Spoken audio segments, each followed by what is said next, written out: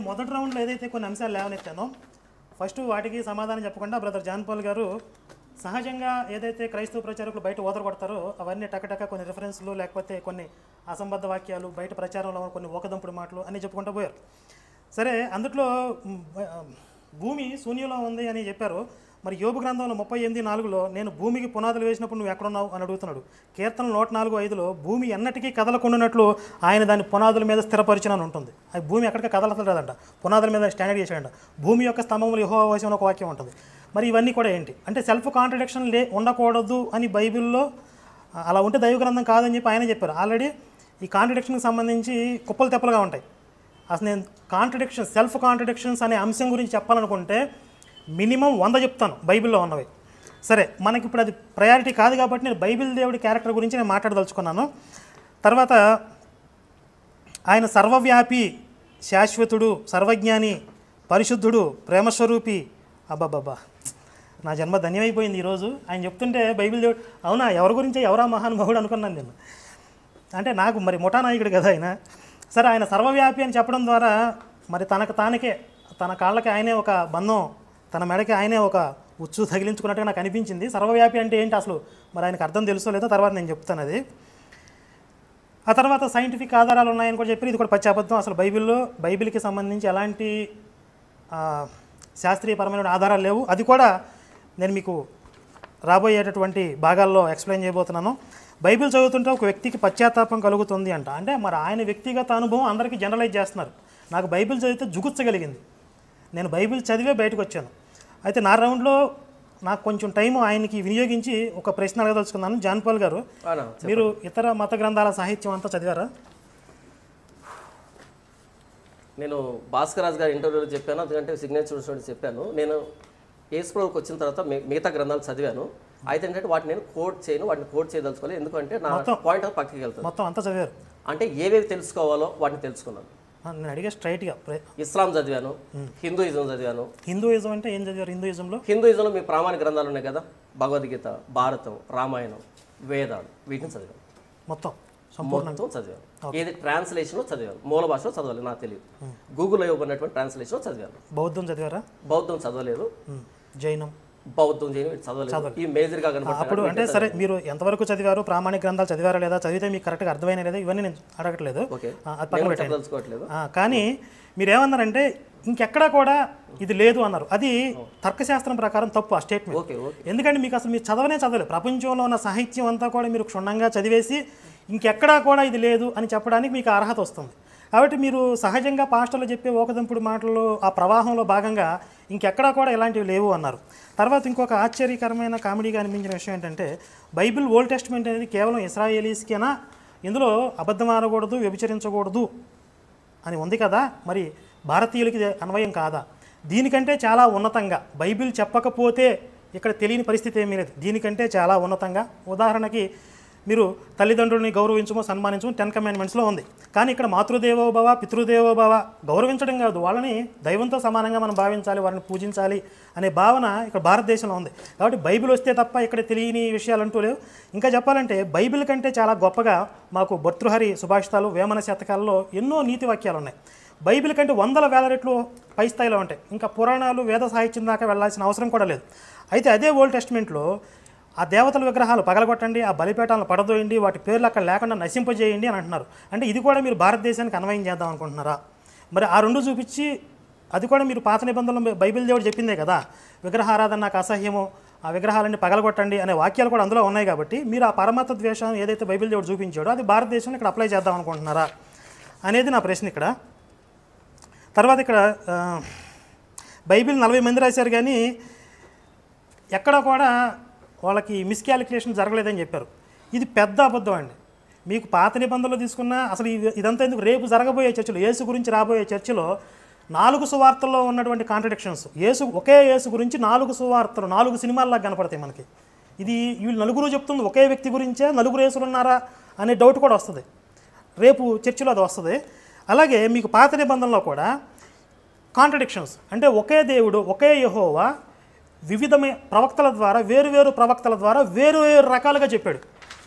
ఇప్పుడు మీకు ఎగ్జాంపుల్ సింపుల్గా ఒక విషయం చెప్తాను చూడండి. లేవీకాండం చూడండి. లేవీకాండంలో మొత్తం మెనూ చెప్తాడు ఆయన. నాకు ఉదయం పూట ఏం కావాలి, సాయంత్రం ఏం కావాలి, మధ్యాహ్నం ఏం కావాలి, మొత్తం ఉదయం పూట గొర్రెపిల్ల, సాయంత్రం గొర్రెపిల్ల, పడిన్నర ద్రాక్షారసం, పడింబావు ద్రాక్షారసం, గోధుమ పిండి రొట్టెలు, మొత్తం లిస్టు చెప్పి దాంట్లో ఉప్పు ఉండాలి, మొత్తం వంటలు ఎలా చేయాలో కూడా చెప్తాడు. మెనూ చెప్పి మీరు ఏ పాపానికి ఏ జంతువుని బలి ఇవ్వాలి, ఏ పిట్టను పిసకాలి, దేని రెక్క ఎరగొట్టాలి, చాలా దారుణంగా చెప్తాడు. ఇవన్నీ చెప్పి హోషయ 6:6లో ఏమంటున్నాడంటే, చూడండి ఎంత చక్కగా పరిశుద్ధిగా మాట్లాడతాడు అక్కడ. నేను బలిని కోరువాడిని కానీ నేను బలిని కోరను, కనికరమని కోరుచున్నాను అని అంటాడు. అలాగే ఒక్కసారి యెషయాలోకి వెళ్దాం. ఓకే, మొదటి అధ్యాయం. యెషయా గ్రంథం మొదటి అధ్యాయంలో ఏమంటాడంటే, మీ దూడల కొవ్వుని నేను తింటానా, అవి నేను ఏం చేసుకోవాలి, నాకు వెక్కసమైపోయింది, నీ దూడల కొవ్వు నాకు వెక్కసమైపోయింది అని అంటున్నాడు. ఇప్పుడు మొత్తం లిస్టు చెప్పింది, మెనూ చెప్పింది దీనే కదండి. అంటే ఇక్కడ మనకు అర్థమయ్యేది ఏంటి అంటే, ఈ ప్రవక్తలు ముందు చెప్పినటువంటి ప్రవక్తలు, ఆ మోషే ఆయన చెప్పిన లిస్టు ప్రకారం ఇశ్రాయేలీసు ఒక పాపం చేయటం, ఓ గొర్రెను బలివటం, ఓ పాపం చేయటం, ఓ దూడను మెడ మీద తీసుకుని తీసుకొచ్చి అక్కడ బలివటం, ఇట్లా విచ్చలవిడిగా వీళ్ళు అంటే మనుషులు పాడైపోయే స్థితికి వచ్చేసిన తర్వాత అప్పుడు ప్రవక్తలు దీన్ని సంస్కరణ చేయాలనుకుని, అదే దేవుడు మాకేం చెప్తున్నాడంటే, బలులొద్దు నాకు, మీరు దయతో కనికరంతో బతకండి, మీరు ప్రేమతో బతకండి, మీరు పాపాలు చేసి బలులిస్తే నేను అంగీకరించను అని చెప్పి వేరే ప్రవక్తలు వచ్చి అదే యెహోవా పేరు మీద చెప్పారు. అంటే మరి వీళ్ళిద్దరికీ చెప్పింది ఒకే దేవుడా, కాంట్రడిక్షన్ ఉండకూడదు అన్నారు కదా. ఈ ఒక్క పాయింట్తో కాంట్రడిక్షన్ ఉండకూడదు, ఉంటే దైవగ్రంథం కాదు అని చెప్పినటువంటి ఆయన స్టేట్మెంట్ ప్రకారమే బైబిల్ దైవగ్రంథం కాదు. ఇలాంటి ఇంకొప్పలు తెప్పలోనే తర్వాత చూపిస్తాను నేను. అంటే ఇక్కడ చాలామందికి అర్థం కాని విషయం, క్రైస్తవులకు కూడా పాస్టర్లకు కూడా, యేసు వచ్చి సంస్కరణలు చేశాడు పాత నిబంధనకి అనుకుంటారు. సంస్కరణలు కూడా కాదు, కొట్టేశాడు అంటారు. కొట్టేయడం కాదు అది. యేసు పాత నిబంధన కొట్టేయలేదు, రద్దు చేయలేదు. ఆయన మాటల్లోనే ఏమంటాడు, నేను ధర్మశాస్త్రాన్ని అమలు చేయడానికి కానీ నెరవేర్చడానికి కానీ కొట్టేయడానికి రాలేదంటాడు. భూమి ఆకాశం గతించినా కూడా అందులో పొల్లు కానీ సున్నా కానీ తప్పిపోదంటాడు. అది అబద్ధం. యేసు నెరవేర్చడానికి రాలేదు, దానిలో కొన్ని మార్పులు చేర్పులు చేశాడు. ఆయన బాగోని వాటిని తీసేశాడు, లేని వాటిని కొన్ని మంచి వాటిని కూడా కలిపాడు. దీన్ని సంస్కరణ అంటారు.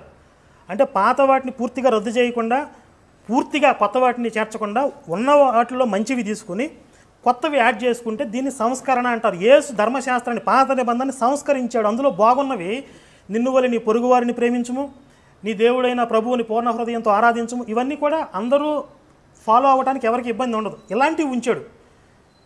పూర్తి హింసాత్మకంగా, జుగుత్సాకరంగా ఉన్నవి తీసేశాడు.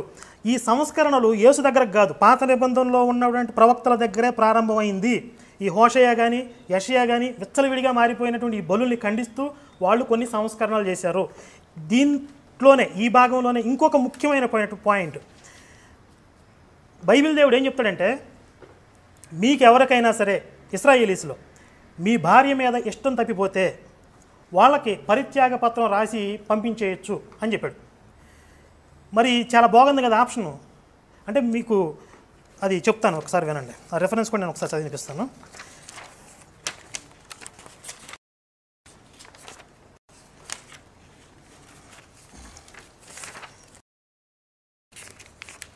ఇది చాలామందికి తెలియని విషయం ఏంటంటే, ఖురాన్, బైబిల్, పాత నిబంధన దాదాపుగా సిమిలర్గా ఉంటాయి. అందులో ఉన్న ఆజ్ఞలు ఇందులో కూడా ఉంటాయి. అందులో మీకు ఖురాన్ కూడా తలక్ తలక్ తలక్ అనేది కూడా ఎక్కడి నుంచో వచ్చిందనమాట. చాలా ఈజీగా భార్యను వదిలిపెట్టేయచ్చు.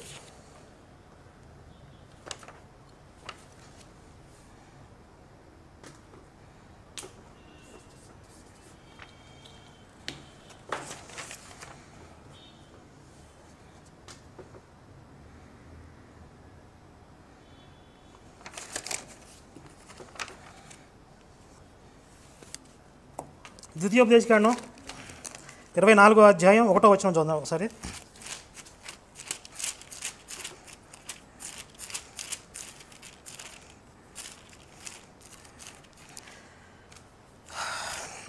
ఎంత టైం ఉంది ఇంకా నాకు? 7 minutes. ఓకే. ఒకడు స్త్రీని పరిగ్రహించి ఆమెను పెళ్లి చేసుకున్న తర్వాత ఆమె యందు మానభంగ సూచన ఏదో ఒకటి అతనికి కనబడినందున ఆమె మీద అతనికి ఇష్టం తప్పిన ఎడల అతడు ఆమెను పరిత్యాగ పత్రం రాయించి ఆమె చేతికిచ్చి తన ఇంట నుండి ఆమెను పంపివేయవను. చూడండి, అసలు మానభంగ సూచన అతనికి కనపడి అతనికి ఇష్టం తప్పిపోయిన, అసలు దాని మీద ఎలాంటి సాక్ష్యాధారాలు లేవు, ఎంక్వైరీ లేదు. అతనికి అనిపించింది ఏదో తప్పు చేసిందని చెప్పి, ఇష్టం పోయింది, పంపించేయచ్చు. ఇది సాధారణ జనానికి, మీకు ఎవరికి అనిపిస్తే వాళ్ళ భార్యను వదిలేసేయండి, పంపించేయండి అని చెప్పాడు బైబిల్ దేవుడు. బైబిల్ దేవుడిలో చాలా నీతి సూత్రాలు, అద్భుతమైన నీతి సూత్రాల్లో ఇదొకటి. ఇలాంటి ఆణిముత్యాలు ఇంకా చాలా ఉన్నాయి. ఆయన ఒక ప్రశ్న అడిగారు, మరి ఈ రెండు ఏదైతే అబద్ధం ఆడకూడదు, నరహత్య చేయకూడదు, ఇలాంటివి భారతీయులకు అన్వయం కదా అని అన్నారు. నేనేమన్నాను అంటే, పాత నిబంధనలో కానీ కొత్త నిబంధనలో కానీ అలాంటి మంచి మంచి వాక్యాలన్నీ ఏర్చి కూరిస్తే 2 పేజీలు 3 పేజీలు అవుతాయి మీ కొత్త నిబంధనలో కూడా కలిపి, తప్ప మిగిలిందంతా కూడా మన పనికిరైంది అని చెప్పాను. ఆయన 2-3 పేజీల నుంచి 2 వాక్యాలు పట్టుకొచ్చారు. నేను చెప్పిందే అది కదా, ఆ 2-3 పేజీల్లో మీరు ఆ వాక్యాలు పట్టుకొస్తారు, అంతకు మించి మీరు చూపించలేరు. అంతకంటే మంచి వాక్యాలు ఇతర సంస్కృతుల్లో, ఇతర మతాల్లో అద్భుతంగా ఉన్నాయి. సరే, ఇక్కడికి వస్తే మరి ఈయన అద్భుతమైన నీతి సూత్రాల్లో భార్య మీద మీకు ఇష్టం తప్పిపోతే కనుక అసలు ఎంక్వైరీ లేదు, ఏం లేదు. చాలామంది ఏడుస్తూ ఉంటారు రాముడి మీద పడి, భార్యని వదిలిపెట్టేశాడు, అనుమానించాడు, అది అని చెప్పి. అది కేవలం రాముడు రాజుగా ఉన్నప్పుడు, నేను రామాయణం గురించి ప్రస్తావించగానే రిలేటెడ్ కాబట్టి నేను మాట్లాడుతున్నాను ఒక విషయం. సరే, ఆ విషయం మీద అక్కడ ఏడ్చే వాళ్ళందరూ ఈ విషయం మీద ఎందుకు మాట్లాడారు? వద్దన్న బైబిల్ గురించే మాట్లాడండి. అంటే మీరు వేరే అసలు ఎత్తలేదు నేను, అసలు Greek mythology and Roman mythology అంటే ఏనుగుల గురించి, రాముడి గురించి వద్దు, అంటే వేరే మోస్తున్నాయి అన్నారు కదా, బైబిల్ గురించి మాత్రం మాట్లాడండి. సరే సరే, వేరే మత గ్రంథాల్లో Roman mythology and Greek mythology మీరేమన్నారంటే వేరే మత గ్రంథాలలో అసలు ఎలాంటి నీతి సూత్రాలు ఎక్కడా లేవన్నారు. వేరే మత గ్రంథాలంటే హిందుత్వం కూడా వస్తుంది. నీతి సూత్రం ఏంటో చెప్పండి, ఇంక చరిత్ర ఎందుకు? నీతి సూత్రం ఏంటో చెప్పండి. నీతి సూత్రం ఇదే చెప్తున్నాను, చెప్పండి. ఇదే ఈ నీతి సూత్రం, అద్భుతమైన నీతి సూత్రం. మీకు భార్య మీద ఇష్టం తప్పిపోతే కానీ అద్భుతంగా తలక్ చేసేయచ్చు అన్నాడు. అయితే వీళ్ళందరూ కూడా విచ్చలవిడిగా ఒక భార్యను చేసుకోవటం, నాకు దీని మీద ఇష్టం తప్పిపోయిందని చెప్పి విచ్చలవిడిగా ప్రవర్తించడం మొదలుపెట్టారు. ఇది ఎక్కడుంది, దీనికి ఆధారం ఏమిటని చెప్పి మీరు అడగొచ్చు, అవునా? ఖచ్చితంగా అడుగుతాను. మీరు అడగకముందే నేను సమాధానం చెప్తున్నాను చూడండి. వీళ్ళు విచ్చలవిడిగా మారిపోయారు కాబట్టి మీకు 2 ప్రశ్నలకు సమాధానాలు వస్తాయి ఇక్కడ. వీళ్ళు విచ్చలవిడిగా మారిపోయారు కాబట్టి ఇంకొక రెఫరెన్స్ మీకు చూపిస్తాను, అలాగే దీనికి కాంట్రడిక్షన్ కూడా మీకు చూపిస్తాను. మలాకి 2:16, మలాకి 2:16లో భార్యను పరిత్యజించడం నాకు అసహ్యమైన క్రియ అని ఇశ్రాయేలీయుల దేవుడు యెహోవా సెలవిస్తున్నాడు. మరియు ఒకడు తన వస్త్రమును బలాత్కారంతో నింపుట నాకు అసహ్యమని సైన్యములకు అధిపతి యెహోవా సెలవిస్తున్నాడు. సరే, ఇక్కడ చూడండి, మళ్ళీ ఇక్కడ బుద్ధిమంతుడు అయిపోయాడు యెహోవా. చూడండి కాంట్రడిక్షను. ఇక్కడ ద్వితీయోపదేశకాండంలో ఎలాంటి ఆధారాలు లేకుండా, ఎలాంటి ఎంక్వైరీ లేకుండా, నీకు ఇష్టం తప్పిపోతే, నీకు అనుమానం వస్తే వదిలిపెట్టాయి, పరిత్యాగ ఒక లెటర్ రాసి పంపించే అన్న వ్యక్తి మళ్ళీ మలాకి దగ్గరకు వచ్చేసరికి భార్యను పరిత్యజిస్తే అంత నీచమైన పని ఇంకోటి లేదని చెప్తున్నాడు. అంటే విచ్చలవిడిగా మారిపోయింది. వీళ్ళందరూ ఇశ్రాయేలీస్ అందరూ కూడా పెళ్ళిళ్ళు చేసుకుని పెళ్ళాలను వదిలిపెట్టడం బీభత్సం అయిపోయింది. ఇంతకుముందు ఎలాగైతే బలులు విచ్చలవిడైపోయి వాటిని సంస్కరణ చేయాలని చెప్పి ఒక ప్రవక్తలు మొదలుపెట్టారో, అలాగే ఇక్కడ మలాకి దగ్గరకు వచ్చేటప్పటికి విచ్చలవిడి అయిపోయేటప్పటికి అక్కడ ఈ ప్రవక్త దాన్ని ఖండిస్తున్నాడు. మళ్ళీ వీళ్ళకి ఏంటంటే ఇది యెహోవా కాకుండా నా సొంతంగా చెప్తున్నా వీళ్ళని చంపేస్తారు. కాబట్టి వీళ్ళు చెప్పేది కూడా యెహోవా, నాకు యెహోవా అనే చెప్పాడు అంటారు. ఈ విధంగా కాంట్రడిక్షన్స్ 40 మంది రాశారన్నారు కదా, 40 మందిలో ఒకే అంశం, ఎంత ముఖ్యమైన అంశం అంటే భార్యను వదిలిపెట్టాలో వద్దా, కొన్ని జీవితాలకు సంబంధించిన విషయం. వదిలిపెట్టవచ్చు అని చెప్పి మోషేతో చెప్పి, వదిలిపెడితే నాకు అసహ్యమైన మలాకీతో చెప్తే ఇది కాంట్రడిక్షన్ కదా. అసలు ముందు వదిలిపెట్టేమని అంత నీచంగా అంట స్త్రీని అంత అవమానకరంగా ఎలా మాట్లాడాడినా. ఇదే విషయాన్ని యేసు కూడా ప్రస్తావించాడు.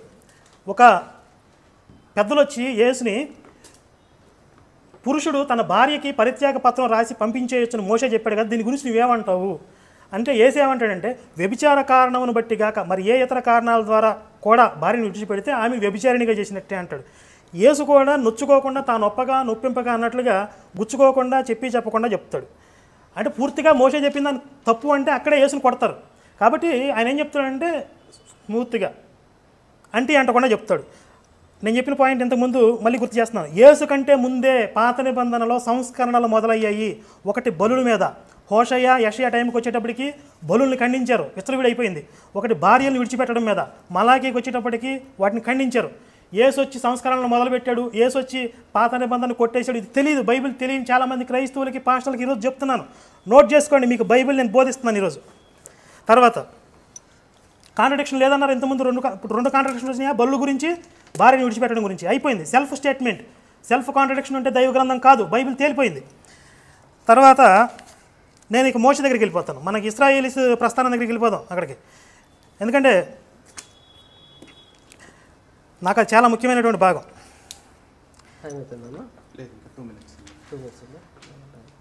ఇక్కడ చూడండి, నిర్గమాకాండం.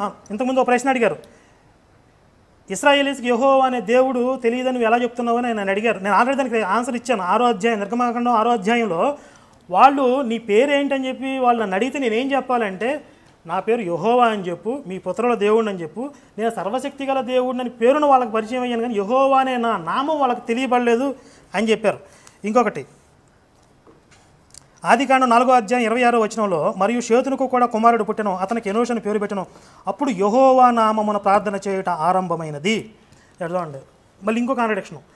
ఆదికాండంలోనే యెహోవా నామమున ప్రార్థన చేయడం ఆరంభమైతే యెహోవా అనే నా పేరు పూర్వీకులు తెలియదు ఎందుకు చెప్తున్నాడు? మరి ఇశ్రాయేలీస్కి యెహోవా అనే పేరే తెలియకపోతే ఆయన పేరు ఏంటి, ఆయన ఎవరు అని చెప్పి ఎందుకు అడుగుతారు? యెహోవా అనే వ్యక్తి తెలిస్తే ఆల్రెడీ మీరు పూజిస్తున్న దేవుడే మనల్ని బయటికి తీసుకెళ్తానంటున్నాడు అని మోషే చెప్పాలి. కానీ మోషేకే డౌట్ వచ్చి అడిగితే యెహోవా అలా ఎందుకు అడుగుతారా? అడగరు, నేను ఆల్రెడీ వాళ్ళ కాంటాక్ట్లో ఉన్నాను అని చెప్పాలి. పలానా దేవుడిని అని చెప్పు, నన్ను పరిచయం చేయని చెప్తున్నాడు. వాళ్ళకి పరిచయం చేయని చెప్తున్నాడు అంటే అందుకు పరిచయం లేడని అర్థం. సరే, ఈ విధంగా వీళ్ళకి పరిచయం చేసిన తర్వాత ఇది చాలా కీలకమైనటువంటి స్టేట్మెంట్, దీన్ని గుర్తుపెట్టుకోండి.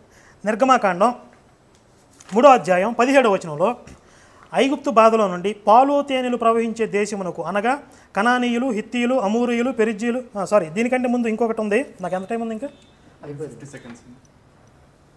సరే, నేను ఆయన ఒక ప్రశ్న అడిగారు, అది మిస్ అయింది, నెక్స్ట్ రౌండ్ చెప్తాను. ఏంటంటే వాళ్ళందరూ కూడా తప్పులు చేశారు, పాపాలు చేశారు కాబట్టి వాళ్ళని శిక్షించాడు. అంతకుముందు ఈ జాతులు వాళ్ళని అక్కడి నుంచి తరిమేశాడంటే దానికి కారణం అని చెప్పారు.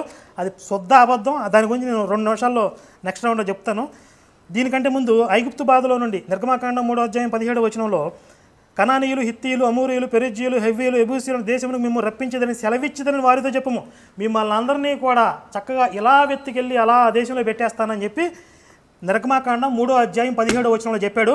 వాళ్ళని ఎంత రాసి రంపాన పెట్టాడో, వాళ్ళ దుస్థితి ఏమైందో, ఇశ్రాయేలీసు వాళ్ళ జీవితాలు ఎంత కుక్కలు చింపిన విస్తరయిందో.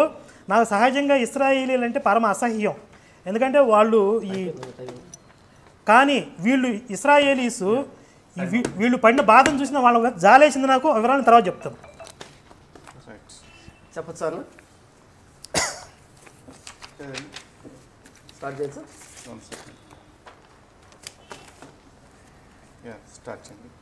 ఓకే, ఇశ్రాయేలు మీద కరుణాకర్ గారి కరుణా హృదయం మనం ఇంతవరకు చూసాము. అయితే నేను మొదట అడిగినటువంటి ఏ ప్రశ్న కూడా కరుణాకర్ గారు సమాధానం చెప్పకుండా ఏమన్నారంటే అన్నింటికి ఒకే సమాధానం చెప్పాడు. అదేంటంటే నేను ఓదరగొట్టానని సమాధానం చెప్పాడు. అన్న ముందు ఆల్రెడీ రికార్డ్ అయిపోయింది, ఓదరగొట్టింది ఎవరు అన్నది ఆల్రెడీ తెలిసిపోతుంది మనకి. ఇక్కడ మీరేమన్నారు అంటే మోషే ఒక రాజ్యాన్ని స్థాపించడానికి, తాను రాజు కావడానికి లేని దేవుని సృష్టించాడు అని మీరు అన్నారు. దాన్ని ఎందుకు ప్రూవ్ చేయలేదు అసలు నాకు అర్థం కావట్లేదు. నెక్స్ట్ గాడ్స్ క్యారెక్టర్ ముఠా మేసిరి అన్నప్పుడు మీరు 7-6 కోట్ చేసినప్పుడు, నేను 9-1-4 కోట్ చేసినప్పుడు దానికి ఎందుకు మీరు ఎక్స్ప్లెనేషన్ ఇవ్వలేదు? మోషే ఇశ్రాయేల్ దేవుణ్ణి ఇక్కడ మోషే ఒక హెబ్రీని కొట్టడం అనేది అది దారుణం, అది ఇది ఏంటంటే మాట్లాడారు. మరి మొదటి అధ్యాయంలో, నిర్గమకాండం మొదటి అధ్యాయంలో ఇశ్రాయేల్ పిల్లల్ని చంపడం, ఇశ్రాయేల్ పిల్లల్ని చంపడం, వారిని కఠిన దాస్యం పెట్టడం, ఇదంతా కూడా అవి కనిపించట్లేదా? మీరు స్కిప్ చేశారు కావాలని? ఓకే, పక్కన పెట్టేస్తే అంటే ఇప్పటివరకు నేను అడిగినటువంటి వాటికి సమాధానం రాలేదు. ఓదరగొట్టాడు అని మీరు ఓదరగొట్టడం తప్ప ఏదని సమాధానం ఇవ్వలేదు. ఇకపోతే సెల్ఫ్ కాంట్రడిక్షన్ ఉంటే బైబిల్ అనేది దైవ గ్రంథం కాదని నేను చెప్పినటువంటి స్టేట్మెంట్ తీసుకొని, మరి ఇక్కడ భూమి శూన్యంలో వేలాడుతుందని చెప్పావు. మరైతే కీర్తన గ్రంథంలోనూ మిగిలినటువంటి చోట భూమికి పునాదులు ఉన్నాయి, భూమికి ఆధారం ఉంది, భూమి అది ఇది ఏంటో చెప్పారు కదా. That is not self contradiction, actual saying and symbolic saying. మళ్ళీ నోట్ చేసుకోండి, actual saying and symbolic saying. Symbolic saying అంటే ఆధారము అనేదాన్ని సింబాలిక్లో చెబుతారు, అంతేగాని అంటే స్థిరంగా ఉంది అనేదాన్ని సింబాలిక్గా చెప్పారు తప్ప అది యాక్చువల్ సేయింగ్ కాదు. అది అంటే బైబిల్ చదివేటప్పుడు కనీస అవగాహన కూడా లేకుండా, ఏది యాక్చువల్ సేయింగ్ ఏది సింబాలిక్ సేయింగ్ కూడా లేకుండా దాన్ని ఒక కాంట్రడిక్షన్ లాగా చెప్పారు అంటే ఇక మీ అంటే బైబిల్ని చదివే విధానం మీకు తెలియదని నాకు అర్థమైంది. ఇకపోతే ఇలాంటి కాంట్రడిక్షన్ మీరు 100 చెప్తారని మీరు అన్నారు. మీరు 100 చెప్పడం కాదు, కానీ తెల్లవారులు అడిగినా నేను సమాధానం చెప్పడానికి సిద్ధంగా ఉన్నాను. ఇక్కడ మీరు చెప్పినటువంటి దానికి ప్రూఫ్ నాకు ఇవ్వలేదు. ఇకపోతే ఏమంటారు, ఈ తర్కశాస్త్రంలో అది నిలవబడదు అనేటట్టుగా మీరు అన్నారు. ఏది దేనికి చెప్పారు తర్కశాస్త్రం అనేది ఒకసారి మీరు గుర్తు చేస్తారు? ఓకే, అంటే మిగతా ఏ గ్రంథంలో లేదు అని మీరు అన్నారు అని మీరు తర్కశాస్త్రం అన్నారు కదా, అదే తర్కశాస్త్రం నేను కూడా అప్లై చేస్తున్నాను. అననీయ అనేటువంటి గమలేనటువంటి ఒక వ్యక్తి ఏం చెప్తాడు అంటే, ఒకవేళ మనుషుని చేత సృష్టించబడినటువంటి మతం అయితే కనుక దానికంతటి అదే పోతుంది. తోదాని వ్యక్తులు వేశాడు, తర్వాత యోధాని వ్యక్తులు వేశాడు, వాళ్ళు స్థాపించినటువంటివి కూడా కాలగర్భంలో కలిసిపోయాయి. ఒకవేళ దేవుడు స్థాపించింది అయితే క్రైస్తవం, దాన్ని ఎవడు రద్దుపరచలేడు, మీరు దేవునితో పోరాడు వారు కుదురు సుమే అని చెప్పినటువంటి మాట నేను తీసుకుని ఆ తర్కాన్ని తీసుకొని, ఒకవేళ వాటిలో సత్యం ఉంటే కనుక అవి ఎందుకు అయిపోయాయి, కనుమరుగైపోయిన వాటి గురించి నేను మాట్లాడాల్సిన అవసరం ఉండదు. కాబట్టి ఇప్పుడు డామినెంట్గా ఏమున్నాయి వాటి గురించి, డామినెంట్గా ఏమున్నాయి, క్రైస్తవం ఉంది, హైందవం ఉంది, ఇస్లాం ఉంది. ఈ 3 మాత్రం డామినెంట్గా ఉన్నాయి. ఈ 3 తీసుకొని నేను వీటిలో లేవని చెప్పాను. ఇక కనుమరుగైపోయిన వాటి గురించి నేను వెతికి వాటిని వెతకాల్సిన అవసరం ఉండదు. కాబట్టి గమనియని చెప్పినటువంటి తర్కశాస్త్రం ప్రకారంగా మనిషి చేత సృష్టించబడింది, అది కాలగర్భంలో కలిసిపోతుంది. ఒకవేళ దేవుడు స్థాపిస్తే కనుక దాన్ని ఎవడు రద్దుపరచలేరు. క్రైస్తవ్యం ప్రభువైన యేసుక్రీస్తు ఆ శిలువ మరణం అనేది దేవుని చేత జరిగింది కాబట్టి ఇప్పటికీ ఎంతమంది ఎన్ని దాడులు చేస్తున్నా సరే ఇప్పటికి స్టిల్ ఇట్ సర్వైవింగ్ అండ్ ఇప్పటికీ ఇంకా ప్రపంచాన్ని విస్తరిస్తుంది. కాబట్టి ఈ వీటిని వదిలిపెట్టి కాలగర్భంలో గడిపే వాటిని లోడుకొని చూసుకోవాల్సినంత అవసరం నాకు లేదు. కాబట్టి తర్కశాస్త్ర ప్రకారంగా నేను చెప్పాను దానికి మేము. ఇకపోతే విగ్రహాలు పగలగొట్టండి అని ద్వితీయోపదేశకాండంలో ఉంది కదా, ఆ విగ్రహాన్ని మరి భారతదేశానికి అన్వయిస్తారా అంటే బ్రదర్ మీకు అర్థంగా అడుగుతున్నారు, మరి అపార్థం చేస్తున్నా నాకు తెలియదు కానీ, కావాలని అడుగుతున్నా నాకు తెలియదు కానీ, పాత నిబంధన కొత్త నిబంధన. పాత నిబంధన అనేది ధర్మశాస్త్రం ఇశ్రాయేలుకి ఇవ్వబడింది. ధర్మశాస్త్రం 3 భాగాలు: మోరల్లా, సెరిమోనియల్లా, సోషియల్లా. సోషియల్లా, సెరిమోనియల్లా అన్నవి ఇస్రాయేల్కి సంబంధించినవి అయితే మోరల్లా అన్నది ఇస్రాయేల్కి మిగిలినటువంటి జనాంగాలు అందరికీ సంబంధించినవి. కాబట్టి పాత నిబంధన అంటే ఆ మోరల్లా, సెరిమోనియల్లా, సోషియల్లాను అందరికీ ఎందుకు అప్లై చేస్తాము? కొత్త నిబంధన కింద మేము ఉన్నాము. ప్రభువైన యేసుక్రీస్తు వారి రక్తంలో కొత్త నిబంధన కింద ఉన్నప్పుడు ఏ అపోస్తలుడైనా ఏ జాతిలోకి వెళ్ళి విగ్రహాన్ని పడగొట్టాడా? కొత్త నిబంధన ఎక్కడైనా విగ్రహాలకు దూరంగా ఉండమని చెప్పింది కానీ విగ్రహాలు పగలగొట్టమని ఎక్కడ చెప్పింది. కాబట్టి సమయం సందర్భం లేకుండా, వితౌట్ కాంటెక్స్ట్ లేకుండా ఎందుకు హైందవ సమాజాన్ని ఇలా రెచ్చగొడుతున్నారు క్రైస్తవ మీదకి? ఒక వచనాన్ని అప్లై చేసుకునే విధానం, అన్వయించుకునే విధానం మీకు ఎందుకు అర్థం కావట్లేదు అన్నది నేను అడుగుతున్నా బ్రదర్. ఇకపోతే నేను చెప్పినటువంటి విషయాలన్నీ అబద్ధాలని మాట్లాడుతాను తప్ప వాటి ప్రూఫ్ ఏంటి? నేను కావాల్సింది ఇక్కడ కేవలముఖంగా అబద్ధాలు ఓదలు కొట్టాడు ఇవి కాదు నాకు కావాల్సింది ఏంటంటే ప్రూఫ్ కావాలి. ఇకపోతే 4 సువార్తలు చూస్తే 4 సువార్తలు 4 సినిమాలు లాగా ఉంటాయంటే మరి మీకు సినిమాలు చూస్తే అలవాటు బాగున్నట్టుంది, సినిమాలు కూడా తీస్తున్నారు కాబట్టి అలా అనిపిస్తుంది. 4 సినిమాలు కాదు, 4 పర్స్పెక్టివ్స్, 4 యాంగిల్స్.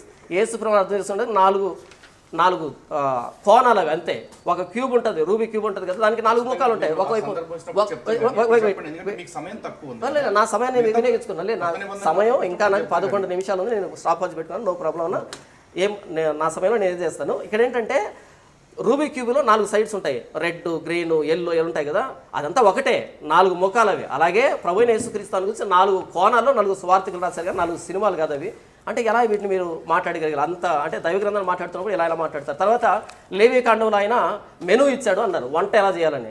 అసలు మీరు బలి అనే దానికి వంట అనేది తేడా తెలియదా? బలి అనే దానికి వంట అనేది తేడా తెలియదు. మెనూ అని ఇంత నిర్లక్ష్యంగా ఎందుకు మాట్లాడతారు? అసలు ఒక విశ్వాసాన్ని ఎందుకు కించపరుస్తారు? అది మీ సంస్కారమా? తర్వాత హోషే గ్రంథంలో 6:6లో నేను బలిని కోరువాను కాను కానీ కనికరమనే కోరుచున్నాను, ఇది కాంట్రడిక్షన్ అనేటట్టుగా మీరు ఏదో అంటే దేవుడు బలి విసిగెత్తిపోయాడు అన్నట్టుగా మీరు మాట్లాడారు. కాదు బ్రదర్, ఇర్మియా గ్రంథము 7వ అధ్యాయము 22 నుంచి నేను చదువు చూడండి. నేను ఐగుప్తు దేశంలో నుండి మీ పితరులను రప్పించిన దినమున దహన బలులను గూర్చి కానీ బలులను గూర్చి కానీ నేను వారితో చెప్పలేదు.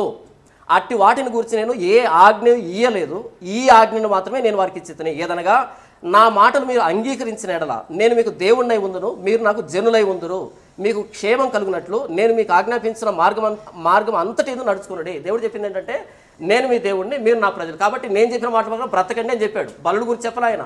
ఎప్పుడైతే వాళ్ళు చెడిపోయారు, ఎక్కడ చెప్పి సీనాయి పర్వతం దగ్గర బంగారు తోటను చేస్తున్న గడ్డి మేసే ఎద్దు రూపాన్ని దేవుడని పెట్టినప్పుడు అప్పుడు వారి పాపాన్ని పరిహరించడానికి లేవీలు రావడం, వారిని వధించడం, తర్వాత లేవీ కాండం ఇవ్వడం అన్నది జరిగింది తప్ప ముందు బలుడు గురించి దేవుడు చెప్పలేదు. దాన్ని మీరు మెను అని మాట్లాడారు. తర్వాత హోషే గ్రంథం 6:6లో అంటే బలిని కోరలేదు, కనికరాన్ని కోరుతున్నా అని మాట మార్చాలని మాట్లాడతాం. మాట మార్చలేదు కదా, బలి యొక్క నిజమైనటువంటి అర్థాన్ని దేవుడు చెప్తున్నాడు, హోషే ద్వారా అక్కడ చెప్తున్నాడు. లేకపోతే మీరు హోషే గ్రంథం దాకా ఎందుకు వెళ్ళారు నాకు అర్థం కావట్లేదు. కీర్తనలు 51:16లో నీవు బలిని కోరువాడు కాదు, కోరినట్లు నేను అర్పించదును, విరిగి నలుగిన మనసే నీకు ఇష్టమైన బలి అని ఎవరు దావీదు మాట్లాడాడు తాను వ్యభిచారం చేసిన తర్వాత. అంటే దేవుడు బలిని ఎందుకు ఇచ్చాడు అంటే నేను చేసినటువంటి పాపానికి ఈ జంతువు ఎందుకు బలి కావాలి అనేటువంటి వీరి హృదయం విరగాలి, నలగాలి, పశ్చాత్తాపం రావడానికి, మారుమనసు రావడానికి ఇచ్చాడు అన్నది దావీదు చెప్తే దీన్ని దాటుకుని వెళ్ళి మీరు హోషే గ్రంథాన్ని ఎందుకు కోట్ చేస్తారు? ఇక్కడ contradiction. This is not contradiction. మీరు బైబిల్ చదివే విధానం మీకు అర్థం కాలేదని నాకు తెలియజేస్తుంది తప్ప this is not contradiction at all. ఇకపోతే యేసు ప్రభు కొన్ని మంచివి అక్కడ చేర్చి లేనివి కొన్ని తీశారు, జుగుప్సకరంగా ఉండేవి తీశాడని చెప్పి. మరి ఏ జుగుప్సకరంగా ఉంది ఆయన తీసాడో, దేన్ని కలిపాడో ఒకసారి అవి కూడా చెప్పుంటే బాగుండేది. సంస్కరణ కాదు, నేను ధర్మశాస్త్రాన్ని కొట్టివేయడానికి రాలేదు కానీ దాన్ని నెరవేర్చడానికి వచ్చాడు అన్నాడు. నెరవేర్చడం అంటే అందులో జుగుప్సకరం ఉంటే నెరవేరుస్తాడా యేసు ప్రభు? ధర్మశాస్త్రంలో జుగుప్సకరం లేదు. ధర్మశాస్త్రంలో ఆయా వ్యక్తులు ఎలా దేవుని వాటిని తప్పిపోయారు, మీరు కూడా తప్పిపోతే మీకు ఎలాంటి శిక్ష వస్తుందని చెప్పబడినటువంటి మాటలు ఉన్నాయి తప్ప జుగుప్సకరం మీరు చేయమని లేదు. ఇప్పుడు టీవీ 9, TV5 వీటిలో ప్రతిరోజు ఏం చేస్తున్నారు? అక్కడ రేపు జరిగింది, ఇక్కడ మర్డర్ జరిగింది చెప్తున్నారు. దాని ఉద్దేశం ఏంటి? మీరు కూడా చేయమనా? కాదు, ఇలాంటి సంఘటన జరుగుతున్నాయి జాగ్రత్త అని. అలాగే బైబిల్లో ఇలాంటి దేవుణ్ణి ధిక్కరిస్తే ఇలాంటి వ్యక్తులు వస్తారు కాబట్టి ఇలా లక్షణాలు వస్తాయి కాబట్టి మీరు జాగ్రత్త అని చెప్పినటువంటి చరిత్ర తప్ప అది ఆజ్ఞ కాదు, కమాండ్ కాదు అది. కాబట్టి యేసు ప్రభు జుగుప్సాకరమైన వాటిని తీసివేశాడు, సంస్కరించాడంటే దానికి రెఫరెన్స్ ఏంటో మీరు నాకు చెప్పాలి. యేసు ప్రభు అన్నాడు, నేను ధర్మశాస్త్రం కొట్టివేయడానికి రాలేదు కానీ నెరవేర్చడానికి అన్నప్పుడు జుగుప్సాకరం ఎందుకు అవుతుంది? అక్కడ రాయబడిన మాట ఏంటంటే ఒక సున్న కానీ పొల్లు కానీ తప్పిపోతే ధర్మశాస్త్రం నెరవేరేంత వరకు అంటే మరి జుగుప్సాకరాన్ని యేసు ప్రభు పొల్లు కానీ సున్న కానీ లేకుండా అంతవరకు నెరవేర్చాడా? మీరు సమాధానం చెప్పాలి. ఇకపోతే ఇక విడాకుల విషయానికి, పరిత్యాగ పత్రిక విషయానికి వస్తే ఇష్టం లేకపోతే వదిలిపెట్టేయచ్చు అన్నారు. అసలు మీరు చదివిన దాంట్లో ఇష్టం లేకపోతే వదిలిపెట్టేయచ్చు అని ఉందా? లేకపోతే మానభంగ సూచన కనబడితే, మానభంగ సూచన అంటే అర్థం ఏంటి?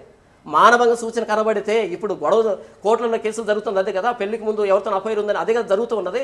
మానభంగ సూచన కనబడితే దీనికి మీరు ఏమన్నారు తెలివిగా, అసలు ఎంక్వైరీనే లేకుండా ఎలా అని అన్నారు. మీరే కదా బ్రదర్ ఈ దీంట్లో రాశారు, ఈ పుస్తకంలో రాశారు. ఏమని రాశారు?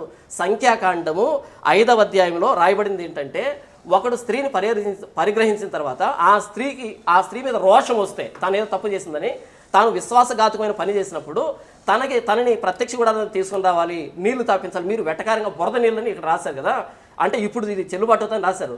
మరి మీరే రాసి మీరెందుకు మర్చిపోయారు? నా తెలియగడుతాను అంటే ఎంక్వైరీ లేకుండా, అంటే ఎంక్వైరీనే కదా ఇది, ప్రత్యక్ష కూడా తీసుకుని రావాలి, నీళ్లు తాపించాలి, ప్రధాన యాజకుడు ఆ కొండలో తాపించాలి. ఒకవేళ తను తప్పు చేస్తే తను నడుము పడిపోతుంది, కడుపు ఊగుతుంది, అలా శాపగ్రస్తురాలై ఇశ్రాయేల్ సమాజంలో తిరుగుతుంది. ఒకవేళ లేకపోతే తనకు గర్భం వస్తుంది, పిల్లల్ని కంటది, ఆశీర్వదించబడింది అనబడుతుంది. మీరే రాసి మరలా ఇక్కడ ఎంక్వైరీ లేకుండా అంటే అంత షార్ట్ టర్మ్ మెమరీ లాస్ ఏమైనా ఉందా? ఇక్కడ రాశారు, మరలా ఇక్కడ ఎంక్వైరీ లేకుండా ఇష్టం లేకపోతే ఇష్టం లేకుండా వదిలిపెట్టడం కాదు అది. మానభంగ సూచన కనబడితే అది కూడా ఎంక్వైరీ జరగాలి. తర్వాత మనం ఏమంటే 22 ఆ ప్రాంతంలో ద్వితీయోపదేశ కాండంలో ఆ తండ్రి ఎప్పుడైతే ఎంక్వైరీ జరిగిందో అప్పుడు ఆ తండ్రి ఆ బట్టను తీసుకొని రావాలి, ఆ బట్టను తీసుకొచ్చి చూపించాలి. ఒకవేళ ఆ బట్టను తీసుకొచ్చి ఆ కన్యాత్మ లక్ష్యం చూపించకపోతే అప్పుడు తను తీసుకుని వెళ్ళి ఆ తండ్రి వెంటనే రాళ్ళతో కొట్టి చంపాలి. అంటే బిడ్డను పెంచేటప్పుడు ఎలా పెంచాలో తెలియదా అనేటట్టుగానే చెప్పబడింది.